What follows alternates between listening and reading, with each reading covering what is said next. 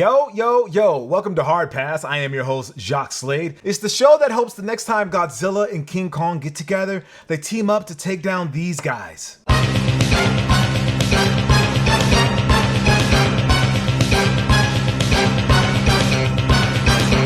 I don't know, it might be a close one.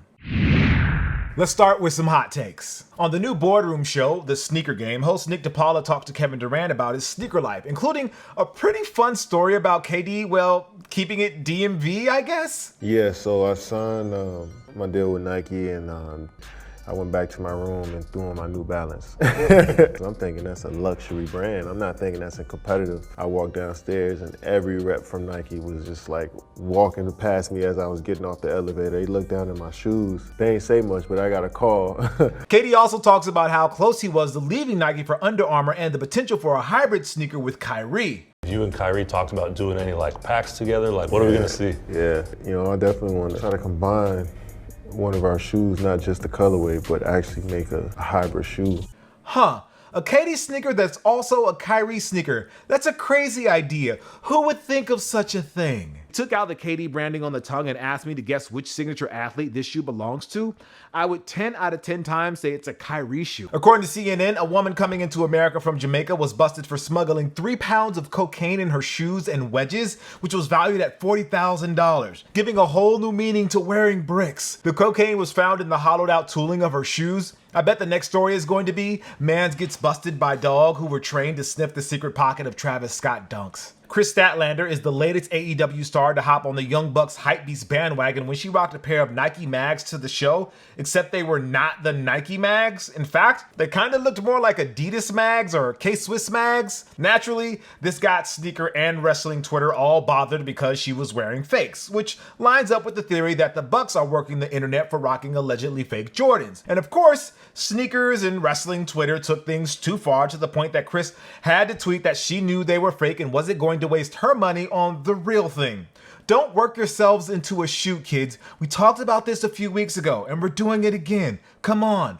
Let them live the gimmick. It's fine. It's like you think it's real or something silly like that. So, when I heard that there might be a movie about Black Superman, I thought it might be a biopic about Billy Ray Bates. Shout out to all my Filipino fans out there. But no, it's Warner Brothers and DC scrambling because Joss Whedon did Ray Fisher dirty in Justice League, and some executives said that the dude from Bridgerton shouldn't be Superman's grandfather. Once again, this is your reminder that these are all fantasy stories. Superman can be black, Captain America can be black, Batman can be Japanese, Spider-Man can be biracial, and Babe Ruth can be black. Oh wait, that last one is at least partially true apparently. Aaron Rodgers, Jeopardy host who actually moonlights as an NFL quarterback, reportedly mocks the Packers GM in group chats by calling him Jerry Krause, the late former Chicago Bulls general manager who Michael Jordan always found a reason to take it personally with at every possible turn. First of all, looks like Rodgers watched The Last Dance like all of us did during the start of the quarantine. Second of all, calling somebody Jerry Krause is a very specific and very hurtful burn. So if you're wondering if the thought about Rodgers leaving Green Bay, getting an ownership stake in the 49ers and playing for like a year or two, no, I haven't had that thought. I haven't dreamed about that at all. Shout out to Trey Lance though, by the way. Not sure when you're going to play, but if we train him while Jimmy G gets another season or two under center, I think the Niners will be okay. In the latest episode of Don't Try the former NBA player at the LA Fitness because you're probably gonna go viral for all the wrong reasons, Carlos Arroyo asked the kids to Google him after showing him that yes, he still got it.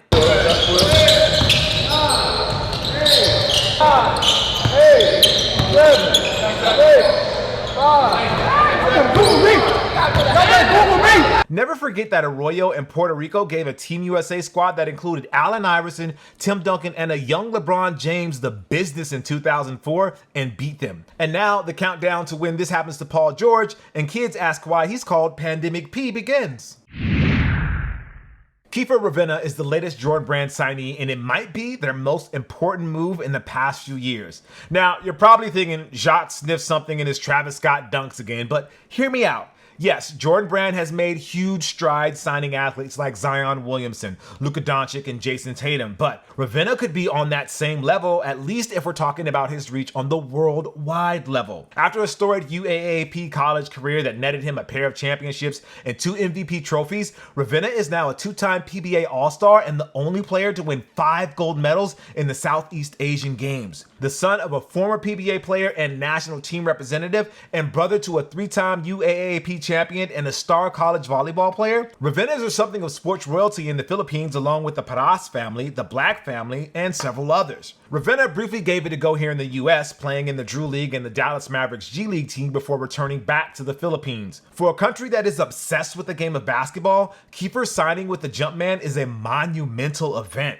Jordan Brand recently opened their first brand store in Manila, making it the first of its kind in Southeast Asia. And to commemorate the occasion, they dropped a super limited Air Jordan 4 colorway that was rather difficult to find. I don't even think PJ Tucker has a pair yet.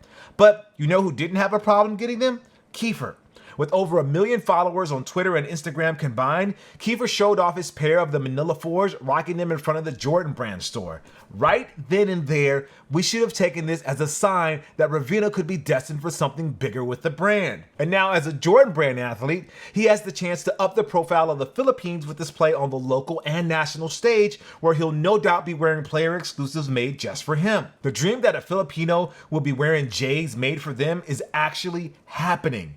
As somebody who briefly visited the Philippines a few years ago, it was both shocking and heartening to see how much the people loved basketball and loved the icons of the sport like Michael Jordan, Kobe Bryant, and LeBron James. Not to say that Kiefer is on that level yet in his home country, but it's different when it's one of their own wearing the Jumpman not as a fan, but as an official athlete for the brand. As with anything else Jordan Brand, it only makes sense from a business perspective. The Southeast Asian market is still growing, and signing Ravenna was a key showing how committed they are to the region. While I doubt Ravenna got a deal on par with Zion's or Luka's, the fever for whatever his first PE that becomes available will be huge. And if that opens the doors for Nike and other brands to give the best in the PBA a second look, then this could be seen not as an end game, but rather the beginning of something new. All right, now it's time for the Heat Check, where we bring you everything that's dropping this week, and we're kicking things off with the Stingwater Nike SB Magic Mushroom on May 10th for 125. So these are called Magic Mushroom. That's still not great. I'm not going to pretend to understand what's going on here. I'm just not going to. All I know is, if this did not have a Stingwater cosign, this would be the most shit-on sneaker of 2021. Maybe there's a chance that could still happen, but because hype does dumb things to people, like make them believe that something that looks like on and was dipped in can get them clout. Like, I don't think Travis Scott could save these. And if he does, Nike might as well cut him a blank check because there's nothing he can't do. Then we have the Nike LeBron 8 Low Miami Nights on May 11th for 180. If this serves no other purpose than dropping the resale value of the OG release, then it will be worth it. But if the retro is somehow subpar and actually increases the value of the OG because it was better constructed, then we got problems. Air Jordan 1 KO Chicago, May 12th for 140. This might be your best chance to own a pair of Chicago 1s. Sure, it's Chicago 1 adjacent with a canvas and slight design tweak on the heel that's confusing to me, but unless all of your friends are sneakerheads, they're not gonna know or care. Go buy them and be happy. We have the Simpsons Adidas ZX 1000 Flamin' Moe's on May 12th. Based on the legendary Simpsons episode about the drink that Moe borrowed from Homer, it's a mixture of the bar's CD motif and the drink that only gets good when you light it on fire. Don't try this at home, kids. Reebok Question No Green Toe, May 14th for 120. It's a slightly tweaked version of a Question No PE that Rajon Rondo wore during his early days in the league, but it doesn't have any blatant Celtics branding, so fans of the Michigan State Spartans or the Philadelphia Eagles could get away with these. Air Jordan 5 Low Wings, May 14th for 190. The latest Wings Air Jordan celebrates the brand's commitment to helping provide education and mentorship to underprivileged youth, and also the classes of both 2020 and 2021. The black and gold pair features graduation themes such as a tassel on the laces. Only thing misses is the Macho Man Randy Savage pomp and circumstance. Nike Air Total Max Up Tempo, May 15th for $170. A little something for the older sneakerheads who remember Reggie Miller wearing these back in the days. Huh, Reggie. Ah well, you know the old saying, you can't pick your parents. Feels like that applies here. Adidas 4D FWD on May 15th. Long name. Look, it's the next latest and greatest shoe that Adidas wants you to pick up and features a new 4D cushioning pattern that's supposed to provide more cushioning while helping you propel forward 3 times its previous 4D's tooling. Sounds promising. Hopefully we get a pair here in the studio to rock on a test run. And yes, that is a blatant hit, Adidas running.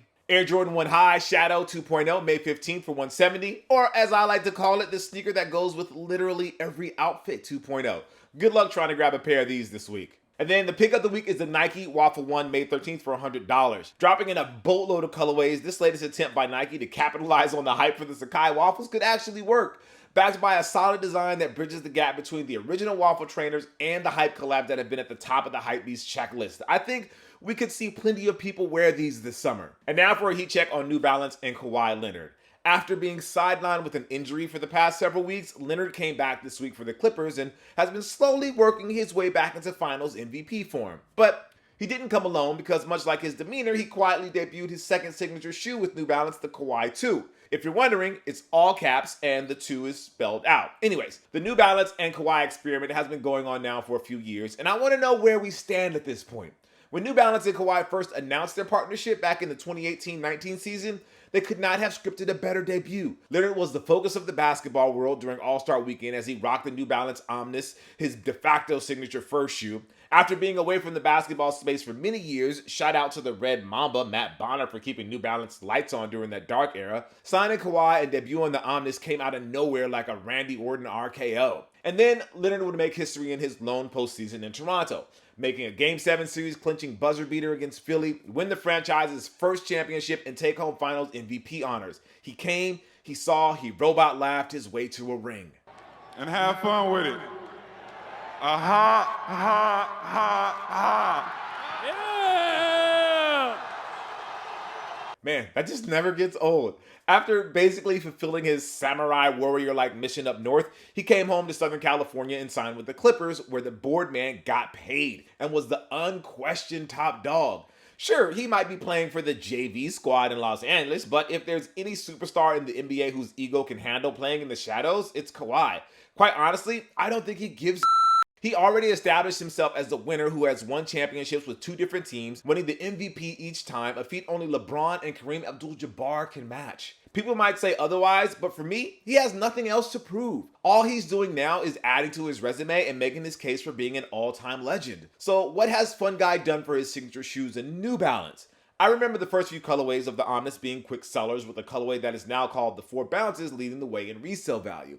Other New Balance kicks associated with Kawhi that command a premium include a handful of 990 V5s and 997S colorways. When they debuted his signature shoe with his name on it, the Kawhi, it turned heads during All-Star, but you can still buy it right now in any adult size on New Balance's websites. That's both reassuring and kind of sad. On the one hand, you would ideally want to have shoes available to fans and consumers to buy at any time. But in the sneaker world, exclusivity has a ton of value. The perception is if a shoe is just sitting there available for purchase, that must mean it's not cool and doesn't drive the culture. So it looks like things have cooled down significantly for Kawhi and New Balance after being so hot at the jump. I know we didn't talk about it last week when discussing the top signature shoe deals, but it's shocking not to see Kawhi's name on that list. Maybe if we had cut down on the Paul George jokes, nah, we can't do that. It's good content. Anyways, at the same time, the off-court limited edition sneakers that are associated with him are as popular as they've ever been. With New Balance working with talented designers like Saley Bembury and celebrities like Jaden Smith, I hope that they're either in the process or already working on something for Kawhi, because the potential for those kind of collaborations would be off the charts. Maybe not so much the Kawhi and the Kawhi 2, but those pregame walks to the arena where Kawhi could tease a fire collab without so much as saying a word, which is his preferred form of communication, I'm guessing. So while he doesn't move the needle with his signature product on the court, he can be a league fits regular like LeBron's and PJ Tucker's of the world with his 99 V5s or 997S sneakers, or his recently revealed Nature of the Game apparel collection. I give Kawhi Leonard's signature shoe endorser right now a 6 out of 10, but Kawhi Leonard Fun Guy who wears fun shoes a 9 out of 10. What, you thought I was going to give some weird nonsensical metric? It's Kawhi. We had to keep it straight and narrow.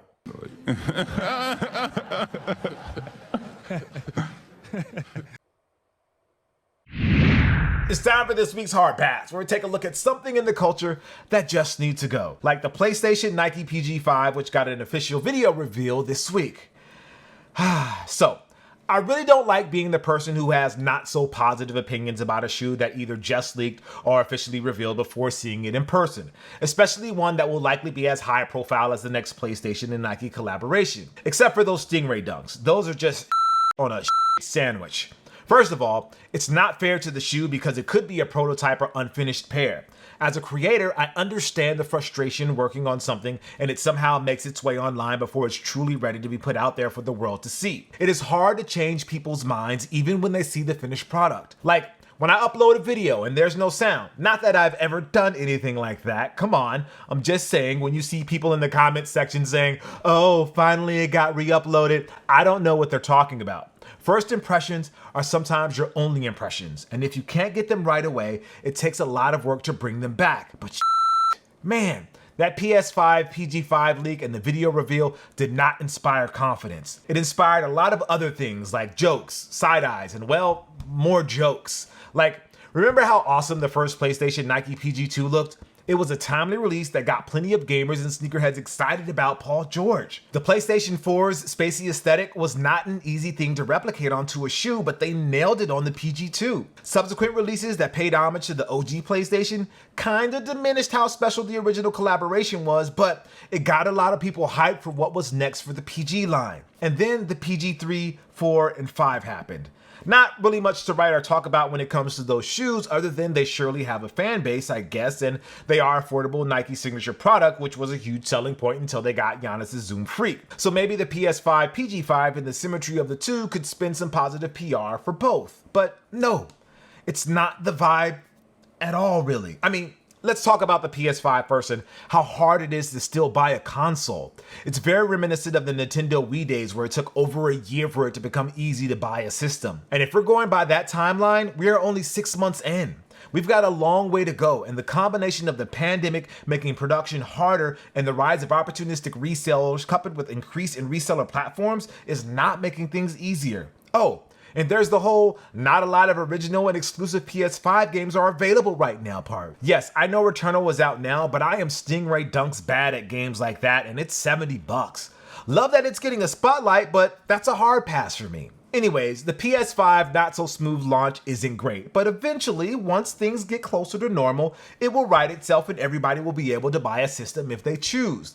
The PS5 PG5, on the other hand, cannot get a system update that makes it look better and will not be produced in enough numbers to satisfy Sony diehards who have to have everything, Paul George fans who are, God bless them, Paul George fans, and, well, that's about it. Response to the shoe's aesthetic has been underwhelming to say the least. So if you've been waiting for a chance to buy a Nike PlayStation sneaker, I'm just gonna go ahead and say this is going to be your easiest chance yet. There will be a resale market for these because there's always a resale market, but I predict it's going to be like a mildly hyped Jordan Retro that sells out and resells for like 20 to 30 bucks over retail.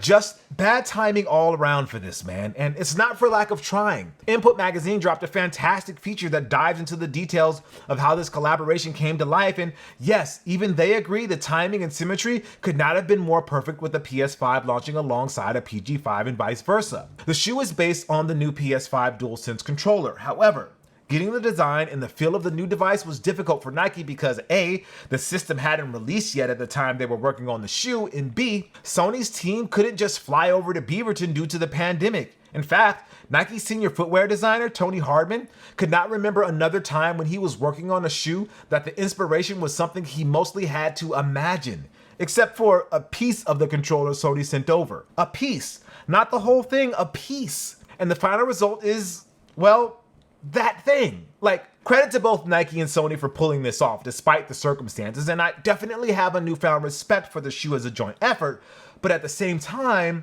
the PG5 as a silhouette just underwhelms at every turn, and ultimately, it's what holds this PS5 colorway back. I give this upcoming drop a 51 overall score on Metacritic, which is the same score as Balan Wonderland. Yes, the PlayStation Nike PG5 PS5 is the Balan Wonderland of sneakers. I swear that makes sense in my co-writer's mind. I don't get it. And that's gonna do it for the show today, guys. Thank you for watching Hard Pass. I am Jacques Slade. I'll see you next week, but not before I show you the greatest feat of athleticism I've seen all year. I think you're impressing all of us now. Here we go. 97 miles an hour, we're told. I mean, come on. I'll see you next week. Peace. 17-time world champion Los Angeles Lakers. I didn't say it during the episode, so, you know, gotta say it here. Peace. All right. Oh, baby.